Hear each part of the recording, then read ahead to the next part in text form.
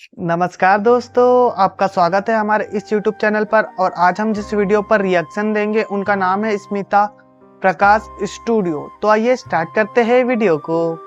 मोदी, अमित शाह। अमित भाई, एएनआई के पॉडकास्ट में आने के लिए धन्यवाद जी। सीए के लिए अभी लाने की क्या जरूरत थी? सारे जो विपक्ष के नेता हैं सब कह रहे हैं कि ये ठीक चुनाव के पहले नोटिफिकेशन लेके आए हैं। पहली बात तो सीए की जरूरत क्या थी और इसकी नोटिफिकेशन चुनाव के 2 या 3 महीने पहले? देखिए, मैं पहले टाइमिंग की बात करता हूँ। जी। सारे विपक्षी दल, ओवैसी हो, राहुल गांधी जी हो, या अरविंद केजरीवाल हो, या ममता जी हो, ये झूठ की राजनीति कर रहे हैं। इसलिए टाइमिंग का महत्व नहीं है। भारतीय जनता पार्टी ने 2019 में अपने घोषणा पत्र में कहा है कि हम सीए लेकर आएंगे और पाकिस्तान, अफगानिस्तान और बांग्लादेश के जो शरणार्थी है उनको नागरिकता देंगे। तो भारतीय जनता पार्टी का एजेंडा बहुत स्पष्ट है और वो एजेंडे के आधार पर हमें बहुमत मिला है। 2019 में ही ये बिल संसद के दोनों सदनों ने पार कर दिया। उसके बाद कोविड के कारण थोड़ा लेट हुआ। अब टाइमिंग का क्या महत्व है? सरकार ने अपनी विल चुने जाने से पहले अभिव्यक्त कर दी है। चुनने के बाद फर्स्ट प्रायोरिटी में पहले ही साल में दोनों सदनों से इस कानून को मान्यता मिल गई है। रूल्स फॉर्मेलिटी है। अब टाइमिंग का या पॉलिटिकल गेन या लॉस का सवाल नहीं है। अब विपक्ष तुष्टीकरण की राजनीति कर अपीसमेंट की पॉलिटिक्स कर वोट बैंक को कंसोलिडेट करना चाहता है। मैं उनको विनती करना चाहता हूं कि आप एक्सपोज हो चुके हो, ये मत करिए। पूरे देश की जनता जानती है कि सीए इस देश का कानून है और ये 4 साल में मैं कम से कम 41 बार बोला हूं कि ये होगा, चुनाव के पहले होगा। अब क्या मतलब है टाइमिंग का सवाल करने का?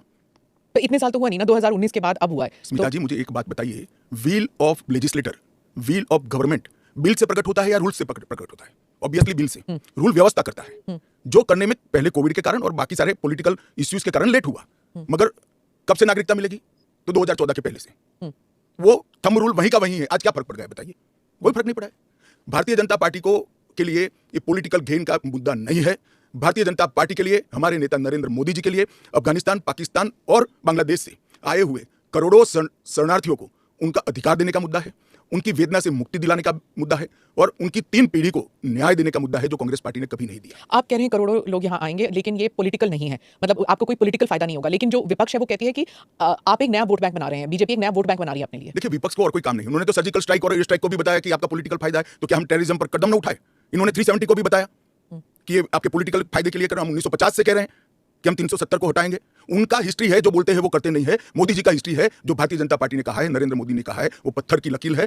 मोदी की हर गारंटी पूरी होनी है। 2019 में आपने एएनआई को इंटरव्यू में कहा था कि जो हिंसा हुई थी उस वक्त, सीए के कारण जो हिंसा हुई थी उस वक्त आपने कहा था एक डिसइंफॉर्मेशन कैंपेन है और वो आप दूर नहीं कर पाए उस डिसइंफॉर्मेशन को, मिस इन्फॉर्मेशन, डिसइंफॉर्मेशन जो भी। इस बार क्या पार्टी जो है या सरकार जो है उसको अलग कर पाई है? सुनीता जी, दरमियान में मैंने कहा 41 टाइम, 41 बार अलग अलग मंचों से इसके बारे में मैंने डिटेल बात करी है कि इस देश के अल्पसंख्यक, माइनॉरिटीज या तो किसी और व्यक्ति को डरने की जरूरत नहीं है, क्योंकि सीए में किसी की नागरिकता लेने का प्रावधान ही नहीं है। सीए सिर्फ और सिर्फ 3 देश, अफगानिस्तान, पाकिस्तान और बांग्लादेश से हिंदू, सिख, बौद्ध, क्रिश्चियन और पारसी, जो जैन और पारसी शरणार्थी आए हैं, इनको उनका अधिकार देने का कानून है, नागरिकता देने का कानून है, जिससे इनके जीवन की वेदनाओं को हम कम कर पाए। मैं बाकी रिलीजन्स के बारे में बाद में आती हूँ, पहले मुसलमान समुदाय के बारे में बात करते हैं, क्योंकि चाहे ओवैसी साहब हो, चाहे ममता बनर्जी हो, और फिर बहुत से विदेशी मीडिया जो है वो भी कह रही है it's an anti Muslim law, because आप मुसलमानों को नहीं शामिल कर रहे हैं। तो वो क्राइटेरिया ही है कि मुसलमान नहीं होने चाहिए।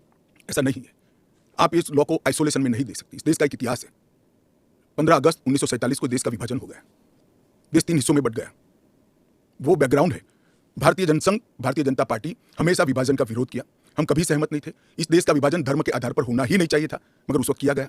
जब धर्म के आधार पर आप विभाजन करते हो और वहां जो अल्पसंख्यक है उन लोगों पर ढेर सारे अत्याचार हो, धर्म परिवर्तन कराया जाए, इनकी महिलाओं को अपमानित किया जाए, वो माँ बहन बेटी के लिए वो शरण में आए भारत की, तो क्या उसको यहाँ नागरिकता का अधिकार नहीं है? और स्वयं कांग्रेस के नेताओं ने आजादी के वक्त सैकड़ों भाषणों में कहा है कि अभी मारकाट चल रही है, अभी जहां है वहां रह जाइए, बाद में जब कभी भी भारत में आएंगे आपका स्वागत है। परंतु बाद में इलेक्ट्रोल पॉलिटिक्स चालू हुई, वोट बैंक की राजनीति चालू हुई। अपीसमेंट के कारण वो वादा कांग्रेस पार्टी ने कभी पूरा नहीं किया, जो आज नरेंद्र मोदी पूरा कर रहे हैं। सर, जो बाकी समुदाय, बाकी जो रिलीजन्स हैं, चाहे हिंदूज हैं, जैन हैं, बुद्ध हैं, सिख हैं, उन सबको तो मैं मानती हूँ, ठीक है, they were religions born in India. पर पारसी और अगर आप पारसी और ईसाइयों को ला सकते हैं, वो जो रिलीजन्स है they were not born in India, तो अगर आप पारसी और ईसाइयों को ला सकते हैं तो मुसलमानों को क्यों नहीं? देखिए, मुस्लिम आबादी के लिए ही वो हिस्सा भारत का भाग नहीं है। वो भूमि इसीलिए दे दी गई थी। फिर तो हर देश से अव्यवस्था से जो आना चाहिए, इसके लिए भारत के दरवाजे खोल लो। भारत कहाँ बचता है? अखंड भारत के जो लोग हिस्सा थे और जिन पर धार्मिक प्रताड़ना हुई है, उसको शरण देना मैं मानता हूं हमारी नैतिक जिम्मेदारी है और हमारी कॉन्स्टिट्यूशनल रिस्पॉन्सिबिलिटी। और स्मिता जी, आप आंकड़े की गहराई में जाइए। जब विभाजन हुआ तब पाकिस्तान में 23% हिंदू थे, हिंदू और सिख थे। आज 3.7% बच गए। कहाँ गए सारे? इतने सारे तो यहाँ आए नहीं। धर्म परिवर्तन हुआ, अपमानित किया गया, दोयम दर्जे के नागरिक के नाते इनको रखा गया। कहाँ जाएंगे लोग? क्या देश इसका विचार नहीं करेगा? देश की पार्लियामेंट इसका विचार नहीं करेगी? देश की पॉलिटिकल पार्टियों ने इनका विचार नहीं करना चाहिए? इसमें अहमदी मैं है, बांग्लादेश बलोच भी है। मैं बांग्लादेश की बात करता हूँ जी। 1951 में हिंदुओं का प्रतिशत 22% है। मैं 51 की बात कर रहा हूँ, बांग्लादेश की 51 के आंकड़े हमारे पास है। 2011 की जनगणना में वो 10% रह गए। कहाँ गए वो लोग? अफगानिस्तान 1992 के पूर्व, 92 के आंकड़े मेरे पास लगभग 2 लाख सिख और हिंदू थे और आज करीब 500 बच गए। क्या इन लोगों को अपनी बिलीफ से जीने का अधिकार नहीं है? वो जब भारत एक था तब हमारे ही थे, हमारी ही भाई है, हमारी ही बहन है, हमारी ही माता है। अगर यही थ्योरी को आप अपना लो तो पार्टीशन के बाद इतने सारे शरणार्थियों को क्यों लिया? उसका भी तर्क नहीं है फिर तो वही मैं पूछूंगी कि आपने कहा कि धर्म के आधार पर दूसरा मुल्क बना, वहां पर शिया और अहमदी, बलोच ये भी तो प्रताड़ित है वहां पर। देखिए, वो प्रताड़ना आंकड़ों के आधार पर इतनी सिद्ध नहीं की जाती और पूरी दुनिया में ये सारा ब्लॉक मुस्लिम ब्लॉक माना जाता है। आप मेरी बात समझ कर चलिए। और शिया अहमदिया वो तो छोड़िए, मुसलमान को भी अधिकार है यहाँ एप्लीकेशन करने का। हमारे संविधान ने रास्ता खोला है, वो एप्लीकेशन कर रेफ्यूजी के तौर पर। ना रेफ्यूजी के तौर पर नहीं, नागरिकता लेने के लिए अप्लाई कर सकते हैं। भारत सरकार इनकी भारत की सुरक्षा और भारत की बाकी सारी चीजों को देखते हुए उसका निर्णय करेगी। अच्छा, तो एक रास्ता किसी के लिए बंद नहीं है। ये स्पेशल एक्ट इसलिए बनाया है कि ये किसी भी वैध डॉक्यूमेंट के बगैर शरण में आए हैं, बॉर्डर क्रॉस कर आ गए हैं। तो अब आपने पोर्टल भी खोल दिया है, उसमें वो सारे डिटेल्स करेंगे। वो पोर्टल सुरक्षित है और अगर किसी के पास दस्तावेज नहीं है तो क्या अब वो ना नागरिक है, ना माइग्रेंट है, ना रेफ्यूजी है, क्या बन जाते हैं? देखिए, मैं आपको बताता हूं, जिनके पास दस्तावेज नहीं है इसका रास्ता हम बाद में ढूंढेंगे, परंतु जिनके पास दस्तावेज है वो मेरे एक रफ अंदाज से 85% से ज्यादा है। और कितनी देर लगेगी, क्योंकि उन्हें एक ओथ भी लेना पड़ेगा? हमने कोई समय मर्यादा नहीं रखी है। अच्छा, आराम से सब लोग एप्लीकेशन करें। मैं सबको अपील करता हूं, आप आराम से करिए। ये एप्लीकेशन देश की सभी भाषाओं में है, आपकी भाषा में आप डाउनलोड कर सकते हो, एप्लीकेशन कर सकते हो और आपकी समय की अनुकूलता से भारत सरकार आपको इंटरव्यू के लिए बुलाएगी और डॉक्यूमेंट की ऑडिट के लिए बुलाएगी। और वो फेस टू फेस इंटरव्यू होगा या फिर फेस टू फेस होगा? Face to face. Original document लेकर आना पड़ेगा। और अगर वो सेकंड जनरेशन रेफ्यूजीज है, मतलब अगर उनके बच्चे हो गए हिंदुस्तान में, 15 अगस्त 1947 से लेकर 31 दिसंबर 2014 तक जो भी आए हैं वो और उनके बच्चों का भारत में स्वागत है। ठीक, मैं आपके आलोचक के जो कमेंट्स हैं उनको पढ़ती हूँ और आप बताइए। जो दिल्ली के चीफ मिनिस्टर हैं वो कहते हैं, वो सवाल उठा रहे हैं, उन्होंने कहा कि ये जो अंधाधुंध लोग आएंगे, बीजेपी उन्हें नागरिकता देगी, उससे थेफ्ट, रॉबरीज, रेप बढ़ जाएगा। दिल्ली के मुख्यमंत्री अपने भ्रष्टाचार के उजागर होने से अपना आपा खो बैठे हैं। उनको मालूम नहीं है कि सारे लोग आ चुके हैं, आज भारत में ही रह रहे हैं, सिर्फ इनको अधिकार नहीं मिला है, वो अधिकार देने की बात है। 2014 तक जो आ गए इनको नागरिकता देनी है और इतनी ही चिंता है तो वो क्यों बांग्लादेशी घुसपैठियों की बात नहीं करते हैं, रोहिंग्यास का विरोध क्यों नहीं करते हैं? क्योंकि वो वोट बैंक की पॉलिटिक्स कर रहे हैं। दिल्ली के चुनाव उनके लिए लोहे के चने चबाने जैसे हैं, इसलिए वोट बैंक की पॉलिटिक्स कर रहे हैं। नौकरी का कहां सवाल है, वो ऑलरेडी यहां है और बांग्लादेशी नौकरी का अधिकार नहीं मार रहे हैं क्या? रोहिंग्यास नहीं मार रहे हैं? इनके लिए तो आप कभी नहीं बोले भाई। सिर्फ जो हिंदू शरणार्थी आए हैं, जो बौद्ध शरणार्थी आए, जो जैन, पारसी और क्रिश्चियन शरणार्थी, इसी का विरोध कर रहे हैं। वो ये कह रहे हैं कि आप अपने नागरिकों को नौकरी नहीं दे पा रहे हैं और इनको स्मिता जी वो पार्टीशन के बैकग्राउंड को भूल गई हैं। शायद उनको जो निराश्रित आए थे, जो रेफ्यूजीज आए थे, इनके परिवार के साथ एक चाय पीनी चाहिए।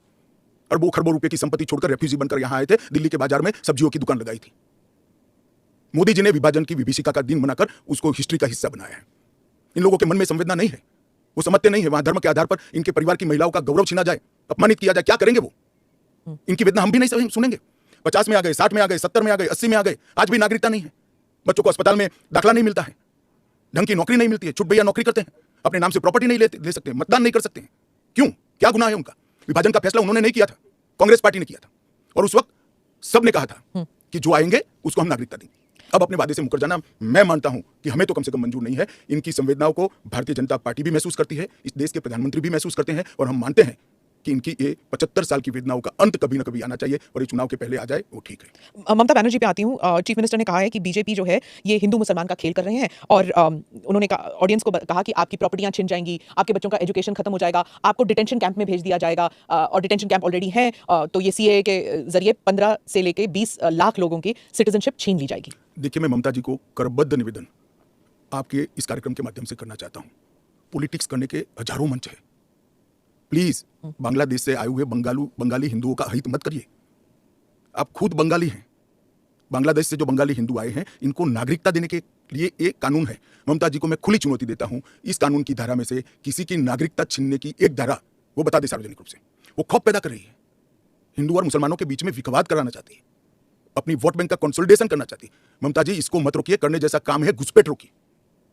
नहीं रोक रही है वो नहीं कर रही है, आप हमें कोऑपरेट नहीं करिए। आसाम में कंप्लीट घुसपैठ हो गया क्योंकि वहां भारतीय जनता पार्टी का शासन है। किस तादाद तक घुसपैठ हुआ है और कब से हो रहा है? देखिए, इसके अधिकृत आंकड़े जब तक राज्य सरकार कोऑपरेट न करे ढूंढना बहुत दिक्कत होती है, क्योंकि कलेक्टर के हाथ में पूरा मसला है। और डिटेंशन कैंप की बात, अगर वो दिन दूर नहीं है जी, वो दिन दूर नहीं है कि वहां पर भी भारतीय जनता पार्टी की सरकार आएगी और हम इसको कड़ाई से रोकेंगे। इसीलिए तो आपको चाणक्य चाणक्य कहते हैं पॉलिटिक्स। नहीं, मैं मानता हूं कि अगर इसी प्रकार की पॉलिटिक्स आप करेंगे, इतने महत्वपूर्ण राष्ट्रीय सुरक्षा के मुद्दे के साथ एपीसमेंट की पॉलिटिक्स कर घुसपैठ होने देंगे, जो शरणार्थी आए हैं उनको नागरिकता देने का विरोध करेंगे, तो जनता आपके साथ नहीं रहेगी। ममता जी को शरणार्थी और घुसपैठिए दो शब्द के बीच का अंतर ही मालूम नहीं है।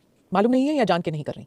अब मैं तो जो बोलती है वो सच मानता हूं, इसलिए कह रहा हूं मालूम नहीं है। डिटेंशन कैंप के बारे में बताइए, इसके बारे में बहुत गलतफहमी आ रही है। ऐसा है, आप स्मिता जी इतनी जागरूक पत्रकार है, देश की जानी मानी पत्रकार है, आप भी स्वयं एक बार सीएए को पढ़ लेती, इसके रूल्स को पढ़ लेती, तो मालूम पड़ता इसमें डिटेंशन कोई कैंप की प्रोविजन ही नहीं। जो इलीगल माइग्रेंट्स हैं, अगर उनके पास कोई दस्तावेज नहीं है, उन्हें वापस अपने देश भेजने से पहले उन्हें डिटेंशन कैंप में रखा जाता है। ये आपने डिटेंशन एरिया में, जेल में नहीं डाल सकते, ये आपने 2019 में मुझे समझाया था एक इंटरव्यू में। सीएए में डिटेंशन कैंप नहीं है, इसी को लेकर मैं सवाल पूछ रही हूँ कि अगर सीएए के तहत वो लोग नहीं आते तो वो कहाँ जाएंगे, क्या होगा उनका? उनकी व्यवस्था होगी ना। 100 लोगों का प्रॉब्लम है तो उसमें से 85 का तो अभी क्लियर हो रहा है, बाकी का आगे सोचेंगे। तो कितने लोग होंगे आपके हिसाब से? लाखों में, करोड़ों में, हजारों में, कैसे कितने लोग हैं? देखिए ढेर सारे लोग हैं, इसकी कोई गिनती नहीं है। वो जब एप्लीकेशन आएगी और बहुत सारे लोग, ये जो मिस कैंपेन चल रहा है, अपप्रचार चल रहा है, इसके कारण शायद एप्लीकेशन करते हुए भी डरेंगे। मैं सबको आश्वस्त करना चाहता हूं, आप यहां पर अप्लाई कर दीजिए, नरेंद्र मोदी गवर्नमेंट पर भरोसा रखिए, आपको रिट्रोस्पेक्टिव इफेक्ट से सिटीजनशिप दी जाएगी।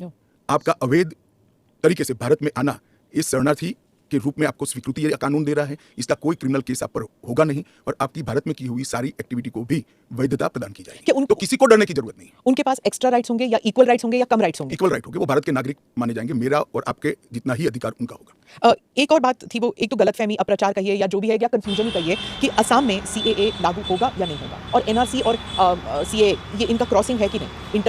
देखिए, असम में जो एनआरसी की ऑर्डर हुई है वो सुप्रीम कोर्ट ऑफ इंडिया की, इसका सीए से कोई लेन देन नहीं है।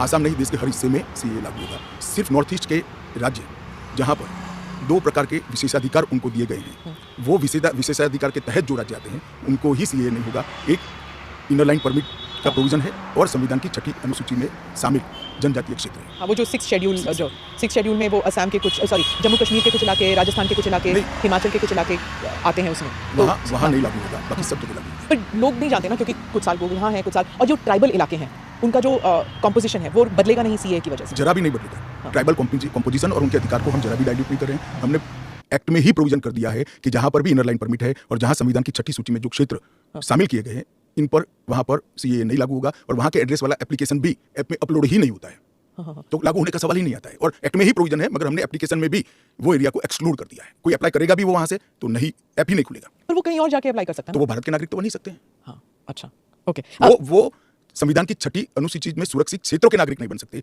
इनर लाइन परमिट से सुरक्षित क्षेत्रों के नागरिक नहीं बन सकते, वो भारत के नागरिक बन ही सकते हैं।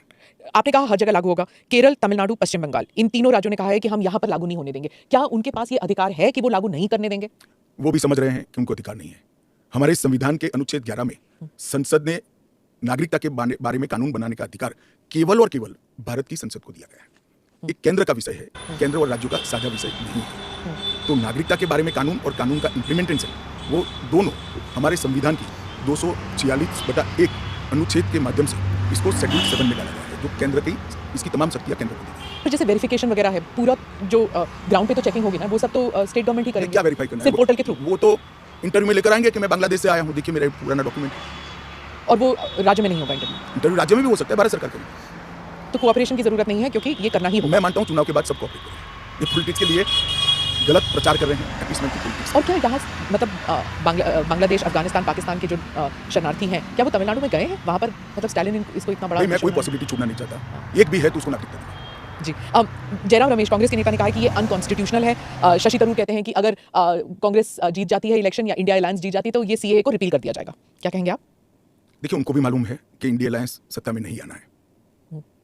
मैं आज आपके चैनल पर कहना चाहता हूँ, सीए के कानून को भारतीय जनता पार्टी की सरकार लाई है, नरेंद्र मोदी सरकार लाई है। इसको रिपील करना असंभव है। हम पूरे देश को जागरूक करेंगे और रिपील करने वालों को कहीं पर स्थान ही न मिले, ऐसी स्थिति होगी। और जहां तक असंवैधानिक होने का सवाल है, वो अनुच्छेद 14 का हवाला देते हैं। वो भूल जाते हैं कि अनुच्छेद 14 में 2 अपवाद रखे हुए हैं। एक रीजनेबल क्लासिफिकेशन का अपवाद है और दूसरा कानून के उद्देश्यों के साथ लॉजिकल संबंध होना चाहिए। तो वो आर्टिकल 14 का वायोलेशन नहीं करता है। इसमें रीजनेबल क्लासिफिकेशन बहुत स्पष्ट है कि जिन लोगों पर भारत के पुराने हिस्सों में आज वो विभाजन के कारण देश से कटे हैं, अफगानिस्तान, पाकिस्तान और बांग्लादेश में, जिन लोगों पर धार्मिक प्रताड़ना होने के कारण जो भारत की शरण में आए हैं, उसके लिए कानून है। तो रीजनेबल क्लासिफिकेशन बहुत स्पष्ट है और इसलिए ये पूरी तरह से संवैधानिक कानून है। एक और क्रिटिसिज्म है, महबूबा मुफ्ती कहती हैं कि ये सुप्रीम कोर्ट में जो है उसकी सुनवाई अभी बाकी है, तो इतनी जल्दबाजी क्यों? देखिए, हर कानून को कोई सुप्रीम कोर्ट में स्टे करेगा तो कानून का इंप्लीमेंटेशन नहीं होगा। सुप्रीम कोर्ट के सामने न्याय मांगने के लिए जाना और सुप्रीम कोर्ट ने स्टे देना दो अलग बात है। इस कानून पर सुप्रीम कोर्ट का कोई स्टे नहीं है। 4 साल से लोग गए हैं, अभी लंबित है, मगर सुप्रीम कोर्ट ने इसके इंप्लीमेंटेशन पर कुछ स्टे नहीं दिया है। मैं महबूबा जी को पूछना चाहता हूँ, 370 पर 1951 में ही सुप्रीम कोर्ट में अर्जी हो गई थी, फिर क्यों इतने समय तक आप एंजॉय किए भाई? आप बताएंगे देश की जनता को? जब आपके पक्ष की बात होती है तब नैतिकता के पैरामीटर्स बदल जाते हैं। ऐसे नहीं होता है। देश का एक संविधान है, परंपराएं हैं, अदालतों की परिपाटी है, इसके हिसाब से देश चलता है। संविधान के बारे में बात करें तो यूबीटी जो ग्रुप है शिवसेना की, वो कहते हैं कि आपकी विफलताओं को छुपाने के लिए मेरा उद्धव जी से रिक्वेस्ट है कि कानून चाहिए या न चाहिए वो स्पष्ट करो पहले। क्या उद्धव जी बोल सकते हैं कि कानून नहीं आना चाहिए? मैं आज उनका आह्वान करता हूं, देश की जनता के सामने, महाराष्ट्र की जनता के सामने स्पष्ट करें कि ये नहीं होना चाहिए। हिंदू शरणार्थियों को, बौद्ध शरणार्थियों को, जैन, बौद्ध और क्रिश्चियन शरणार्थियों को नागरिकता नहीं मिलनी चाहिए। एक बार उद्धव जी स्पष्ट करें जरा। आपका इशारा आई वॉस आप कर रहे हो, टाइमिंग का सवाल, तत्व का क्यों चर्चा नहीं करते हो? आपका इशारा बाल ठाकरे की तरफ। मेरा तो उनकी ओर है, बाल ठाकरे साहब।